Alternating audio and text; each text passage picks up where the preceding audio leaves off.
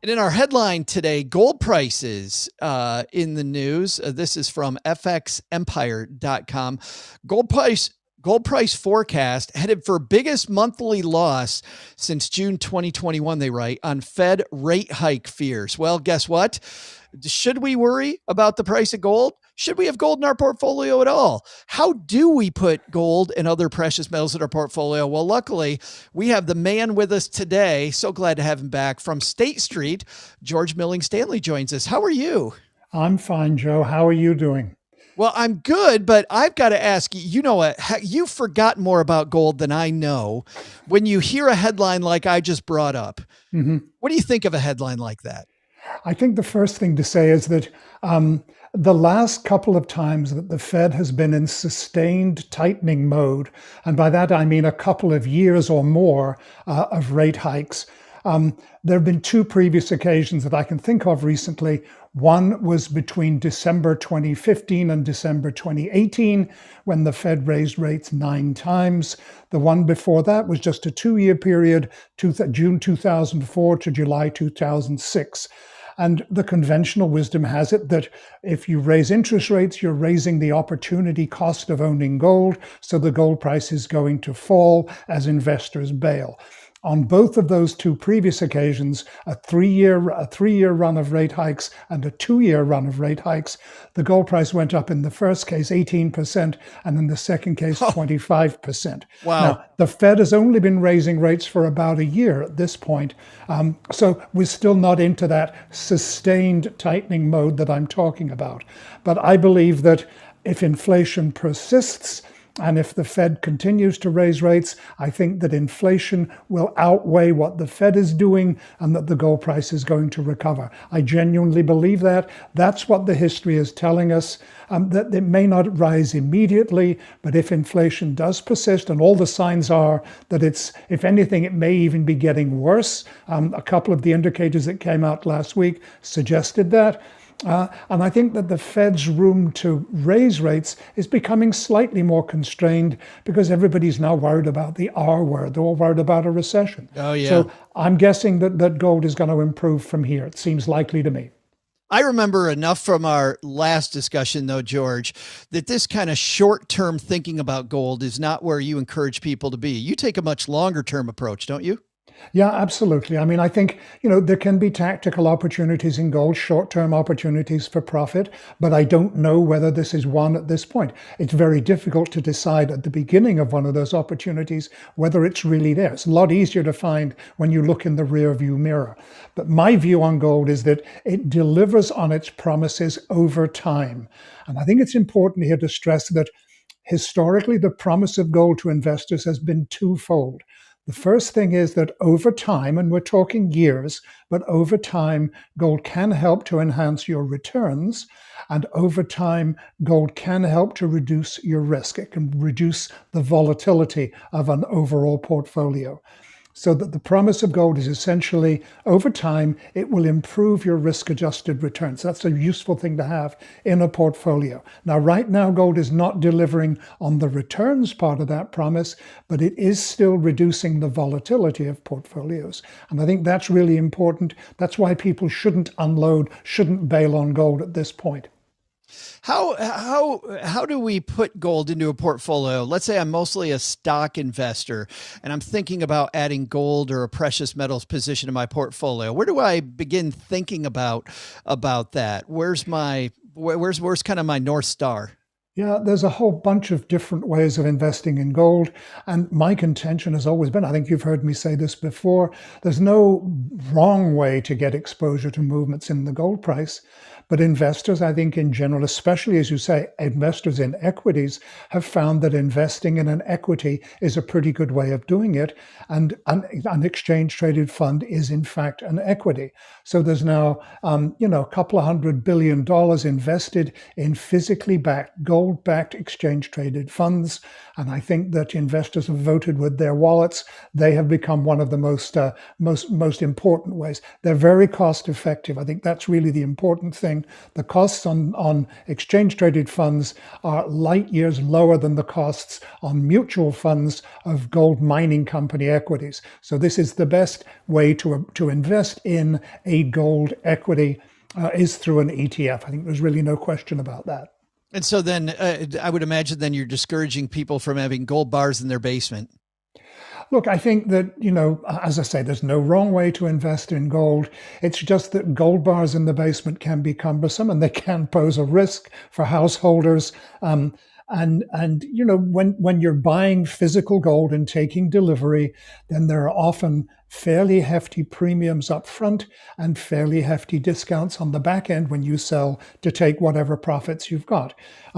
Exchange traded funds don't have that. They trade with a narrow trading spread between bid and ask, and they have very, very low expense ratios. So I think that's part of the reason why gold ETFs have become so popular since we launched the first one back in 2004, so more than 18 years ago now.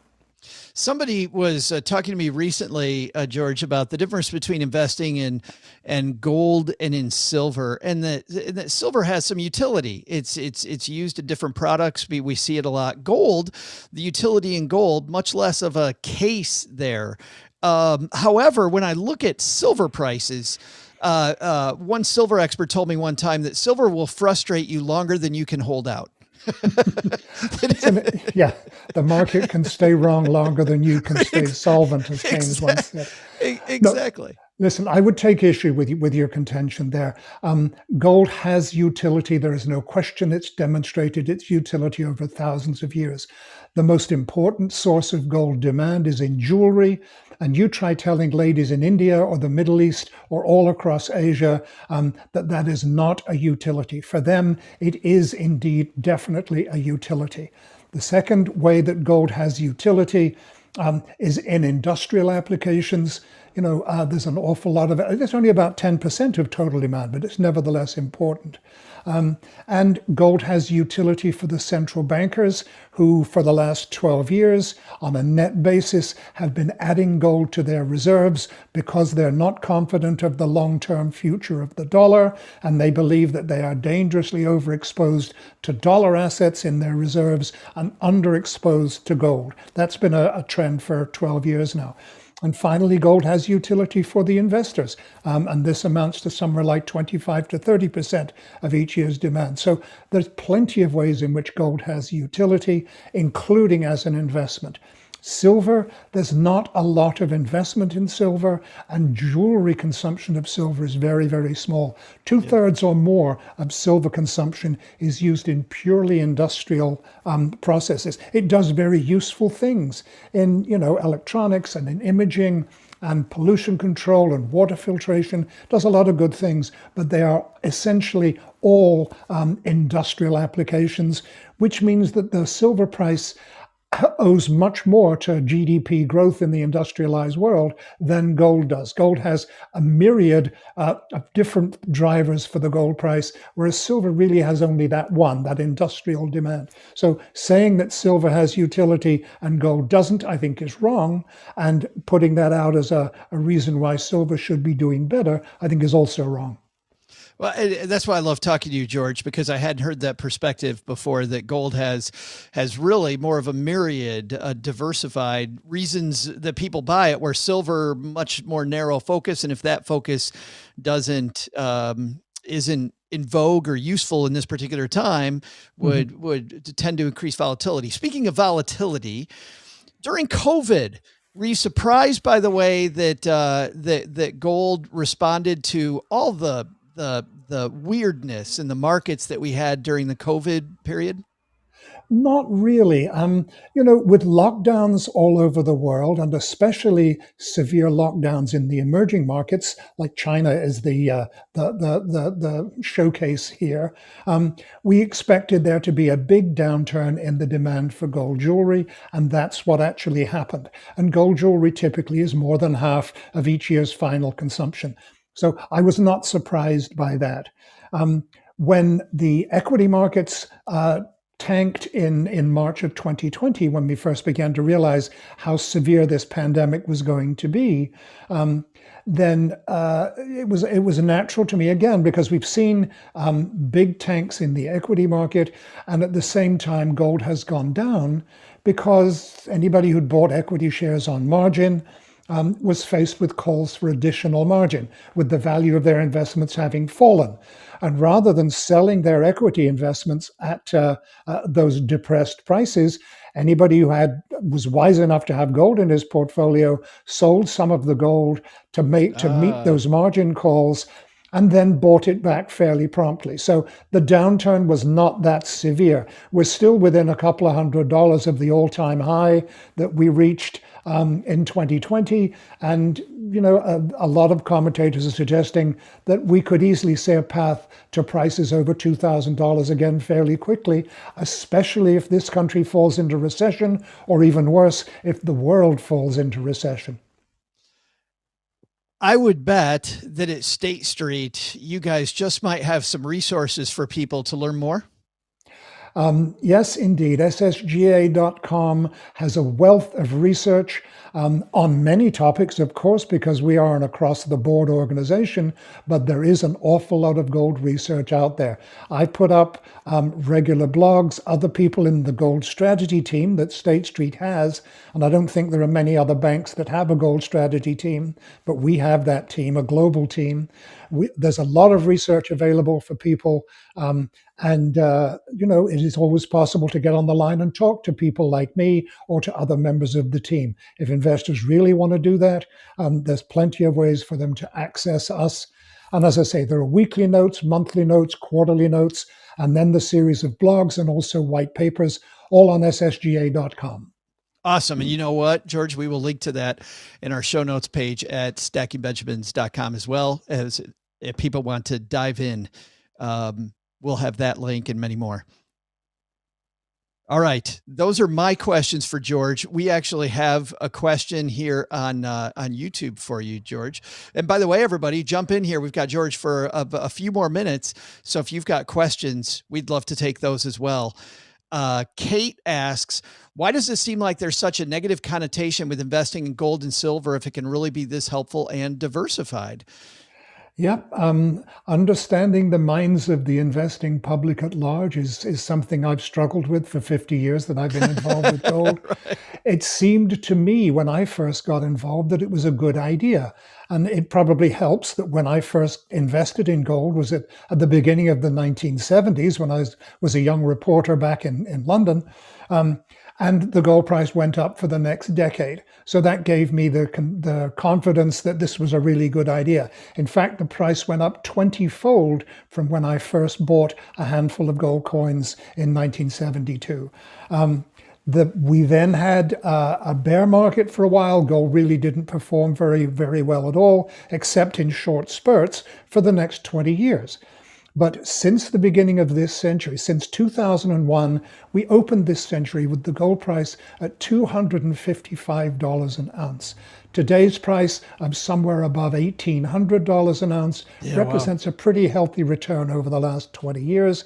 And I think more than makes up for any losses I might have made in that period during the 1980s and 1990s.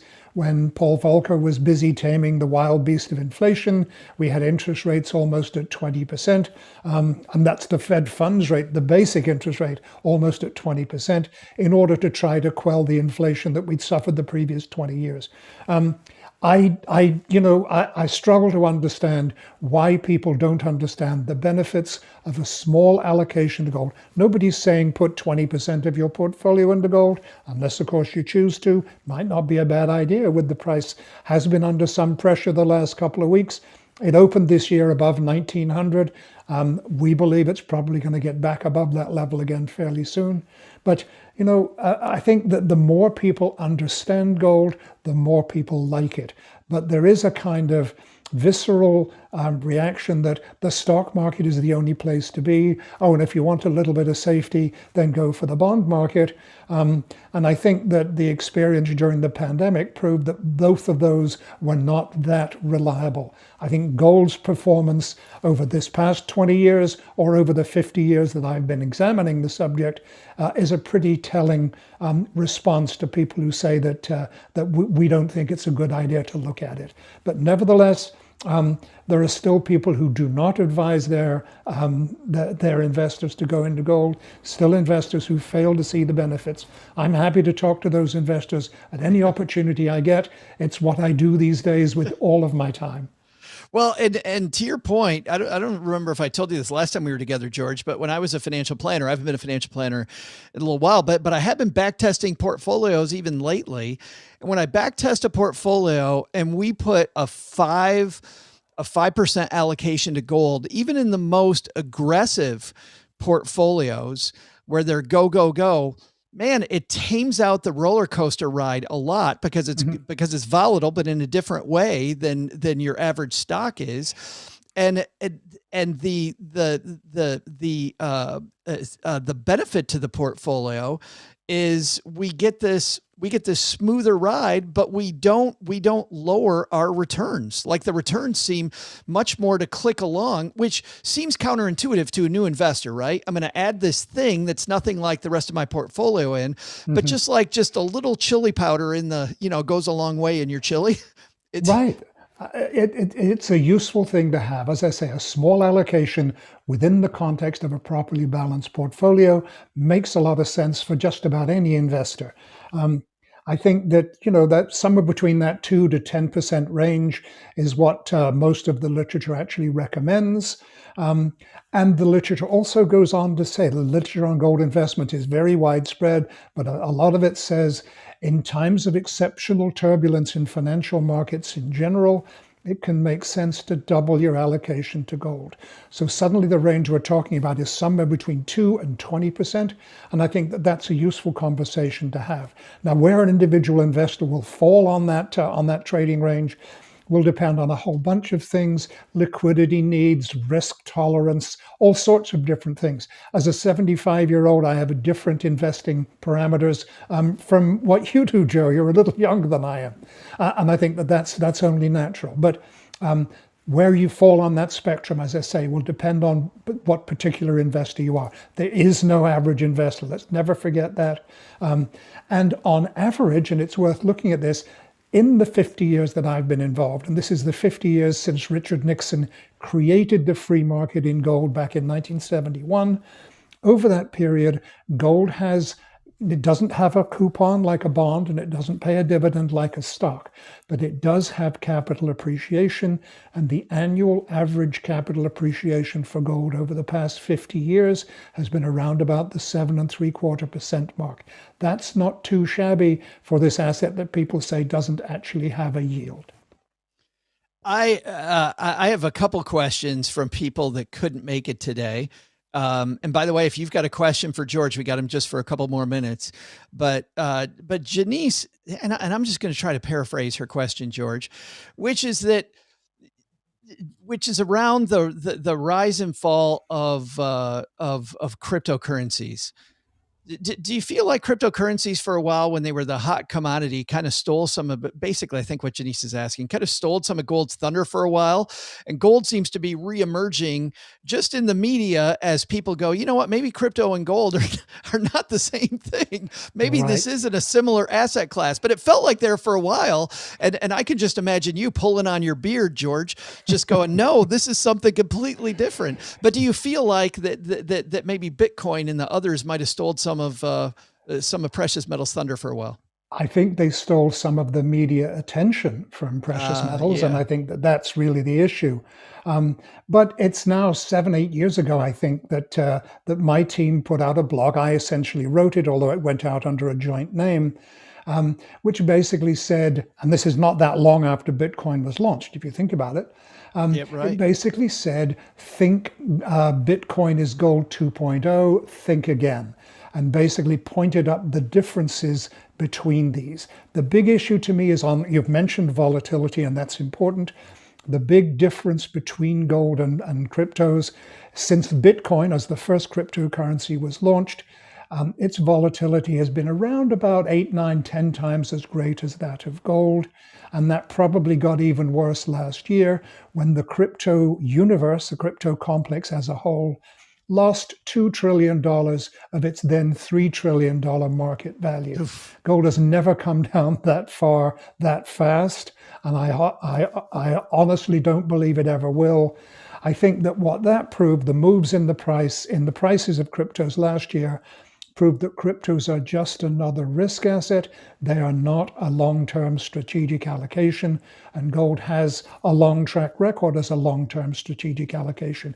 You've heard me say this, gold performs and really does best over the long term, and that I think is crucially important. Cryptos don't have much of a long term, but even in the 13, 14 years we've had them, they haven't proven to be a good long-term strategic buy. I've got and one more thing to your point there too, George, that I was thinking about as you were talking about another risk asset, brought up that cryptos without a lot of history, people were trying to see what it would really correlate to, and over that short period, it seemed to correlate pretty heavily with the stock market more and more as the money poured in, where gold in the stock market sometimes correlate, but there's very little but it's moving in lockstep sometimes for completely different reasons, where it felt like the Bitcoin run was attached to the stock market run. And I think that people think they're diversifying and they're not as well. I think that a lot of the rise in the stock market was driven essentially by excess liquidity in the system. And I think that's what the Fed and Jerome Powell are now trying to take out of the system. And I think that that was also the sole reason why cryptos went up. They were the new shiny object. And I think last year's performance took an awful lot of the shine out of the cryptoverse. And I think that's kind of important. The relationship between gold and equities, essentially, when equities are going up, gold can go up, down, or sideways. It's demonstrated the ability to do all three of those over the past 20 years or so.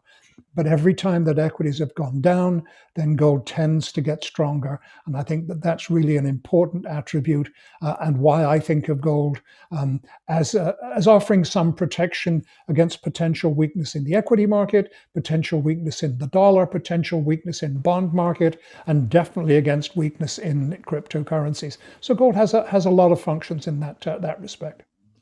I've got just one more question for you then. And this one, I don't know how much you're going to be able to help. And I'm going to paraphrase Jane's question here. Jane essentially is asking about gold coins and selling gold coins. You see these, apparently her mother passed away and she had a bunch of gold coins. You see these advertisements all the time, George, on TV about selling, and man, it sure feels like there might be some scammers in that market. How do we sell gold, physical gold, and not get ripped off? Firstly, there are a lot of scammers in that market. So if it's buyer beware, it's also seller beware, I think is the way to go there. Try to deal with somebody that has a track record. We do have this thing called the internet and the Better Business Bureau and a whole bunch of different ways in which you can get helpful information on a particular dealer if you don't know him personally or her personally. There's an awful lot of ways you can get information.